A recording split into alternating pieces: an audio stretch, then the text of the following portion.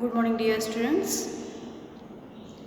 I am teaching chapter 14. Name of the chapter 14 is the water.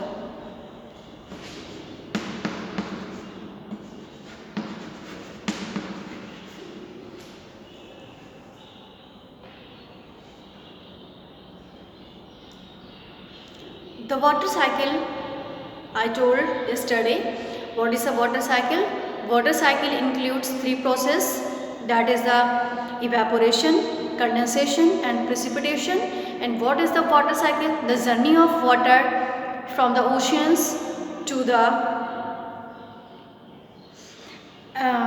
journey of water from the oceans to atmosphere and back to the oceans again, and this cycle is repeating again and again, and this is called the water cycle. And we know that water cycle is powered by the heat of the sun and gravity, force of gravity.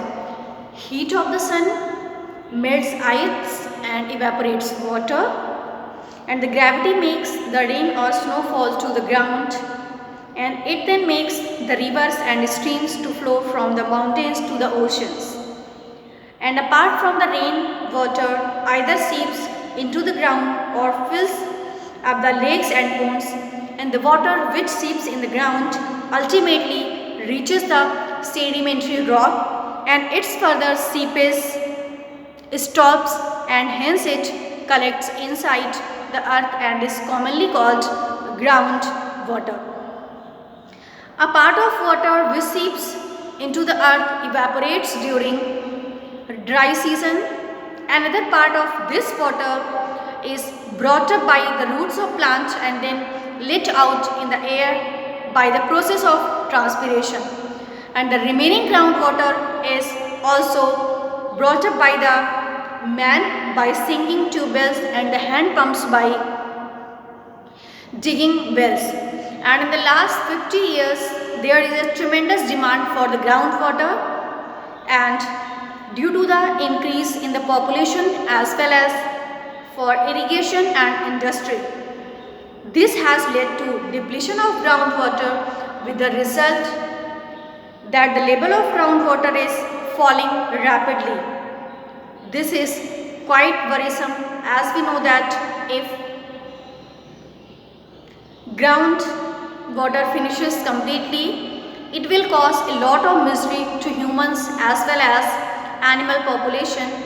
Millions of people will leave their homes and land in search of water. What is the rainwater harvesting? Next topic is the rainwater harvesting.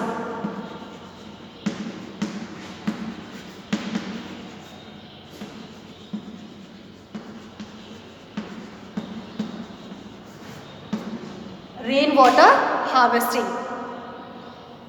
In India, most of the rainfall takes place in the monsoon season, and sometimes it rains so heavily so there are floods. Most of the rainwater then flows to the sea through a network of streams and rivers in 3 months.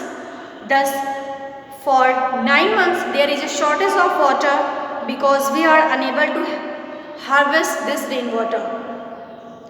The government of India has constructed big dams wherever possible to harvest excess water in the rivers and then use it for irrigation and drinking purpose.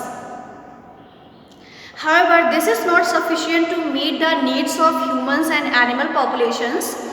There are vast areas in our country where the topsoil is very thin or absolutely rocky, and thus rainwater cannot stop in such areas, rapidly flows out, and we must construct mini dams or ponds at suitable places in such type of areas. And in big cities just like Delhi, Mumbai, Chennai, vast spaces are covered by the roads and concrete buildings, so the rainwater cannot seep into the ground. So this is the big problem. So this leads to a fall in the ground level water. To check this wastage of rainwater, it should be harvested as explained below. What is the rainwater harvesting? collection of rainwater is called the rainwater harvesting. First one is the rooftop rainwater harvesting and second one is the drain water harvesting. First one is the rooftop rainwater harvesting. Second one is the drain water harvesting. Rooftop rainwater harvesting and second one is the drain water harvesting.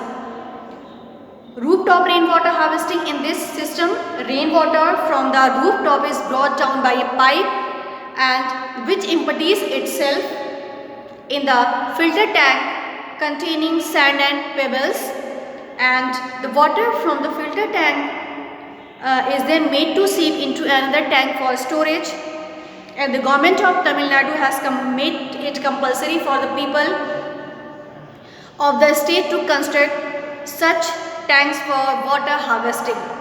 Drain water harvesting. In this system, the rainwater flowing on the roads is collected through big pipes and is directly allowed to flow into the ground.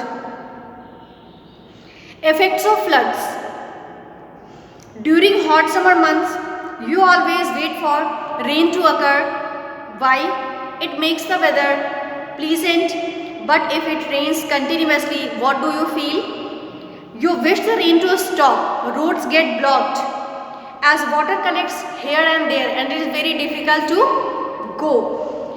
And even you cannot go to your school, your parents may not be able to go to their offices, and life is totally disturbed if excess rainwater is there. Would you like to see a situation due to excessive rains as shown in figure 14.11 and B?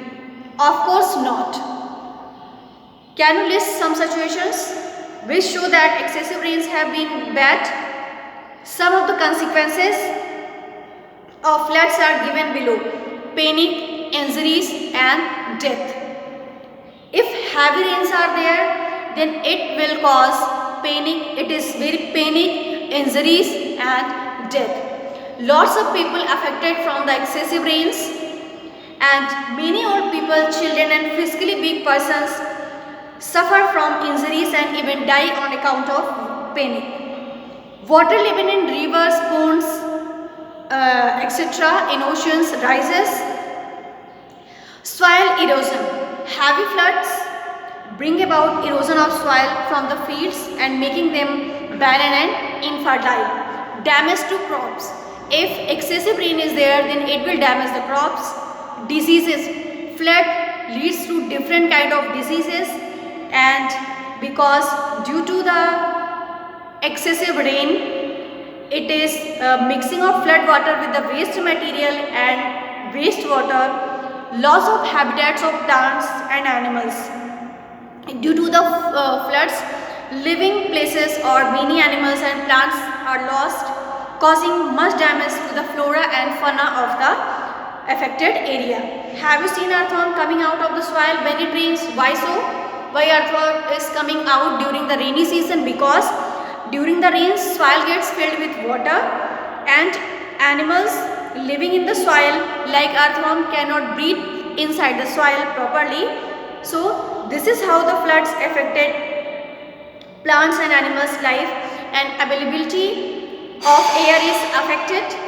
Many other animals like snakes and rats come out of soil during the rainy season because they are living and they cannot breathe properly inside the soil.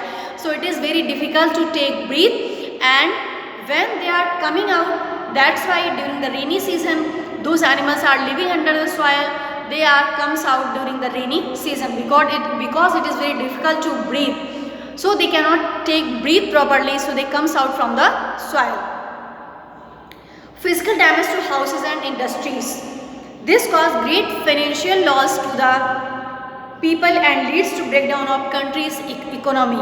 Effects of drought. If no rain is there, then what will happen? Or absence of rains. Continued absence of rains causes drought. In such a condition, following effects are noted. Drought causes plants and animals to wither away. Crops cannot be grown properly, and already sown crops fails to grow, level of groundwater falls leading to acute water crisis, erosion of soil by wind takes place, that is called the wind erosion, energy production is reduced, famine conditions develop, starvation, deaths of both humans and animals takes place, there is widespread unemployment, prices of all commodities go up, drought and floods are called the natural calamities, drought and floods are called the natural calamities, and in overall consequences of drought and floods, it results loss in life of plants as well as in the human life and in plant life also. So both the situations are very harmful for the India's economy or country's economy and plants as well as the human beings, animals. It destroys in both the situations. Both the situations are very harmful for the country. If excessive flood is there, if absence of excessive flood is there and excessive rain is there, and if absence of rain is there, then both situations are very harmful for the human being and for the animals and for the plants life. Chapter 14 water is completed and you will take revision of this chapter, and after that I will give the exercises.